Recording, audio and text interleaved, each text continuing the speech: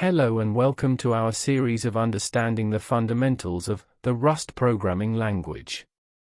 In today's video, we will learn about control flows, if, else, if let, loops such as loop, for and while. The ability to run some code depending on whether a condition is true and to run some code repeatedly, while a condition is true are basic building blocks in most programming languages. The most common constructs that let you control the flow of execution of Rust code are if expressions and loops. An if expression allows you to branch your code depending on conditions. You provide a condition and then state, if this condition is met, run this block of code. If the condition is not met, do not run this block of code. Optionally, we can also include an else expression, which we chose to do here, to give the program an alternative block of code to execute should the condition evaluate to false. If you don't provide an else expression and the condition is false, the program will just skip the if block and move on to the next bit of code. It's also worth noting that the condition in this code must be a bool. If the condition isn't a bool, we'll get an error.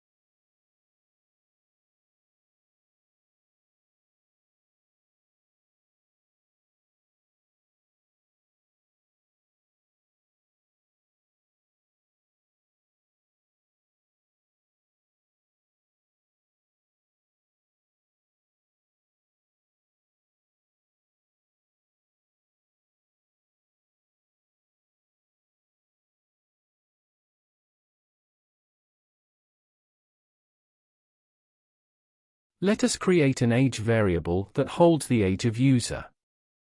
If our user is 18 or older, he is eligible to vote.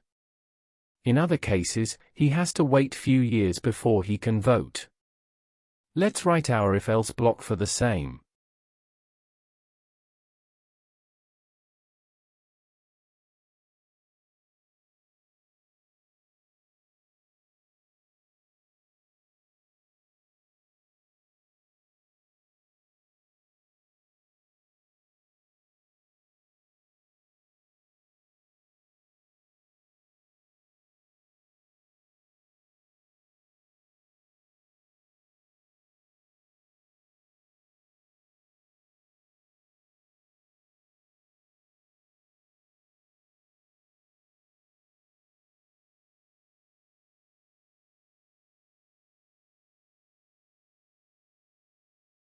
When we run our code, we get on terminal that our user is still young to vote.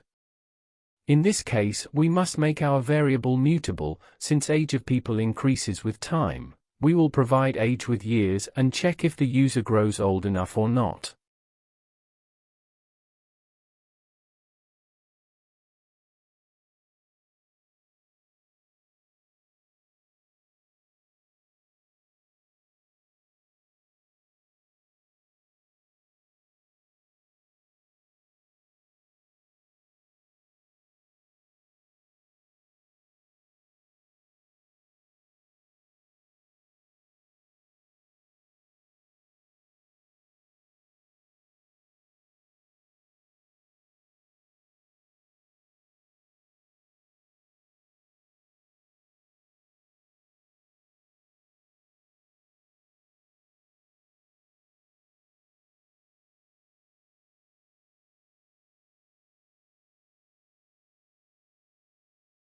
Now, after 8 years, our user can finally vote.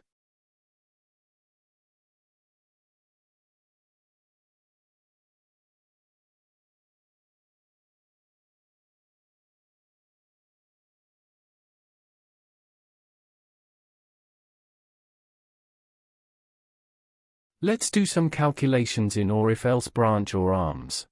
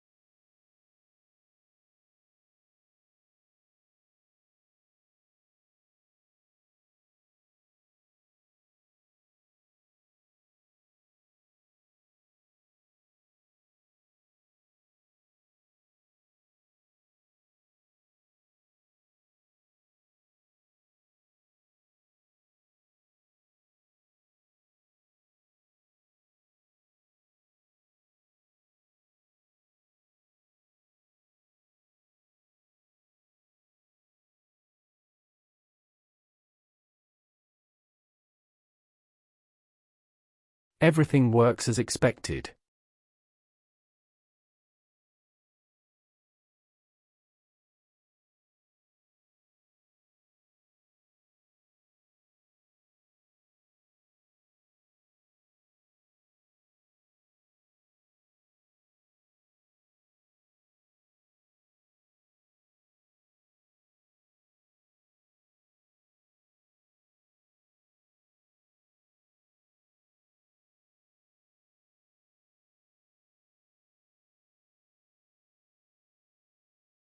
Now we will learn to chain multiple conditions in our if-else case. We will create a variable 6, if it holds numeric value 6, we will handle case accordingly.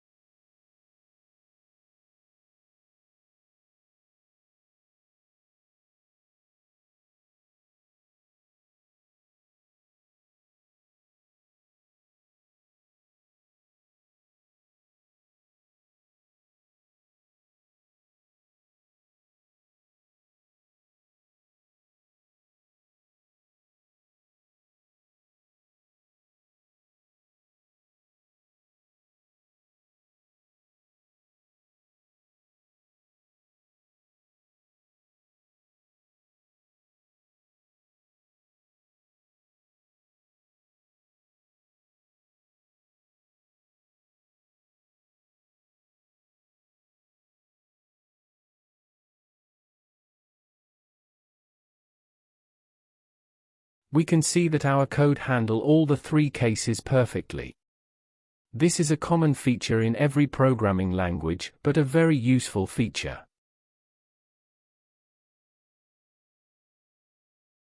Now we will learn to return variables from our if-else arms. Both the branches must return value of same type or else our code will not compile. To return anything for the scope, we can either skip semicolon from the last time or use return keyword. If we are returning anything for our arms, we need to treat it as a variable and use let and semicolon in the expression.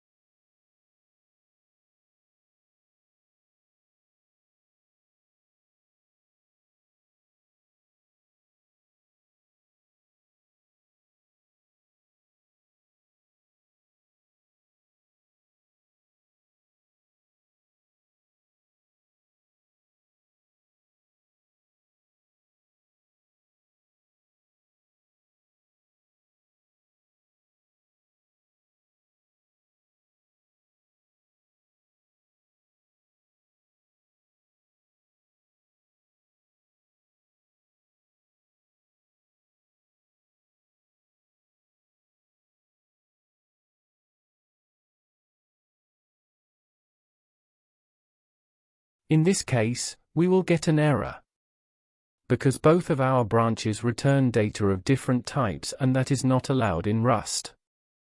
We can fix this by keeping the same data type consistency.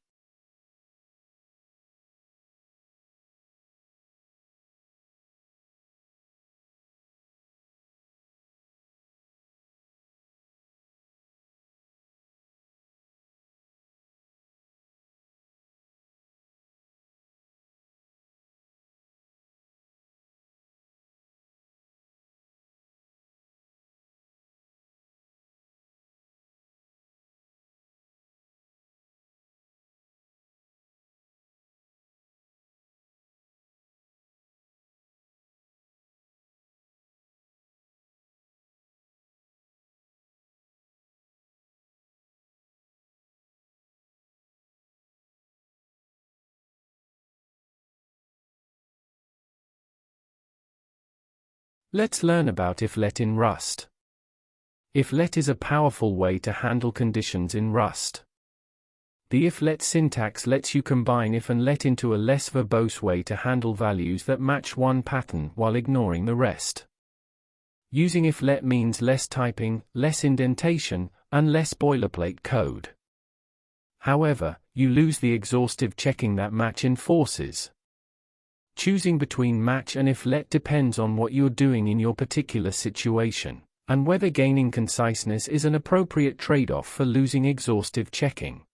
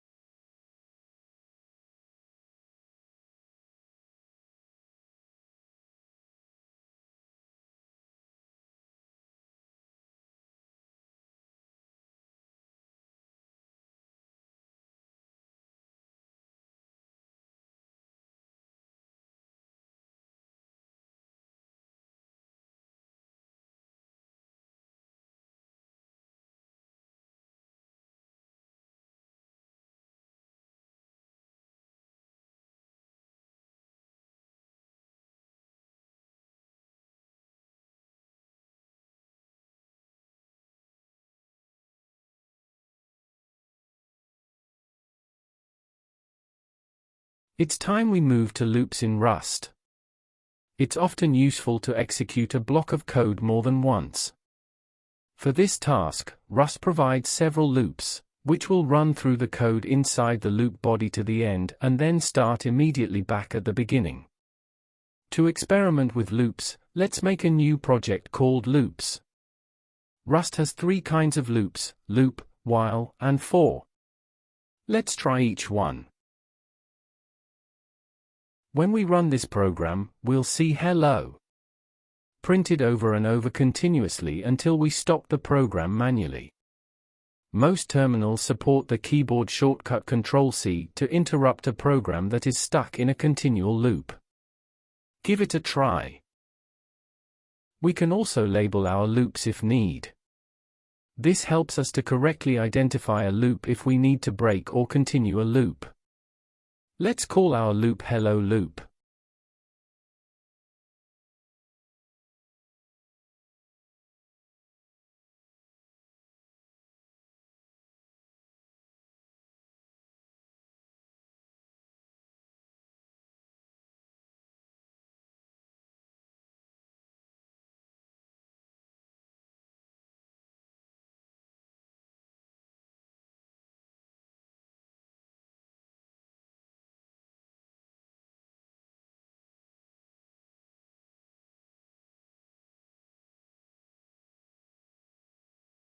Let's learn to break our loop.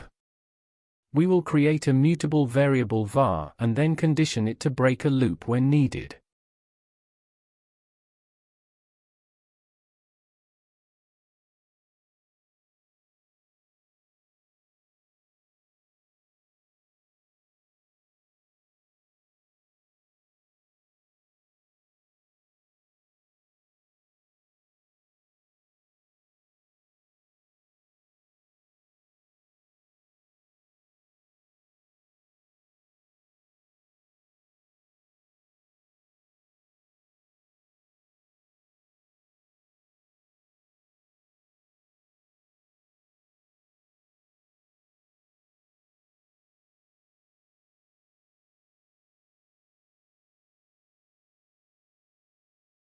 This controls our loop to repeat only 5 times.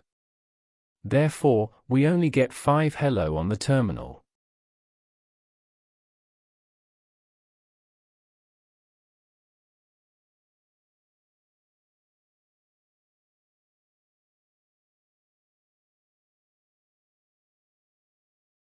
Let's move on to for loop and see how it works. You can use a for loop and execute some code for each item in a collection. The safety and conciseness of for loops make them the most commonly used loop construct in Rust.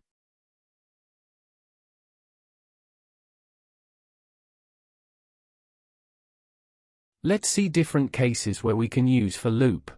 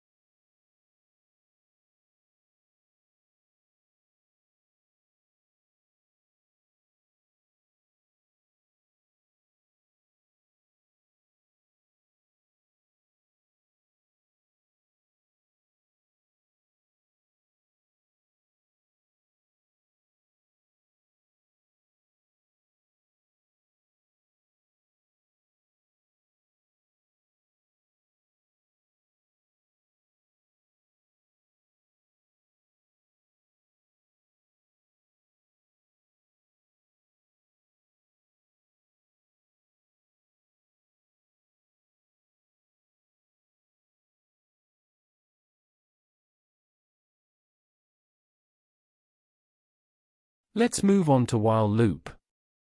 A program will often need to evaluate a condition within a loop. While the condition is true, the loop runs. When the condition ceases to be true, the program calls break, stopping the loop. It's possible to implement behavior like this using a combination of loop, if, else, and break. You could try that now in a program, if you'd like. However, this pattern is so common that Rust has a built-in language construct for it, called a while loop. This construct eliminates a lot of nesting that would be necessary if you used loop, if, else, and break, and it's clearer. While a condition evaluates to true, the code runs, otherwise, it exits the loop.